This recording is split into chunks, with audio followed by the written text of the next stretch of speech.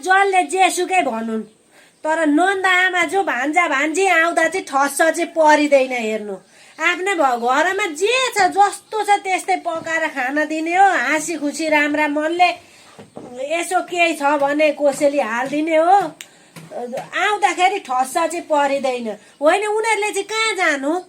बाबुआमा सबैका बाँचिरहँदैनन्, मरेका हुन्छन्। यसो न्यास्राले भाइ बुहारी दाजु भाउजू भनेर आए भने अनि ठस्स पर हे पर बसो भनेदेखि बिचरा तिनीहरूलाई आउनु मन लाग्छ।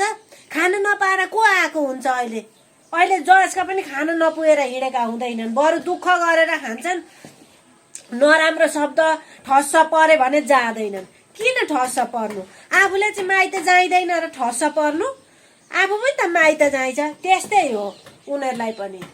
जब आउँछन् एक रात दुई रात बस्छन्, रमाइलो कति रमाइलो हुन्छ चेलीबेटी घरमा आउँदाखेरि। अब त्यो घरै उज्यालो हुन्छ चेली घरमा आउँदाखेरि।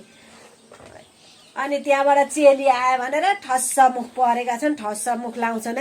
कतिजनाले देखेको छ सबैको। जेसुकै होस् ठस्स मुख चाहिँ लाइँदैन।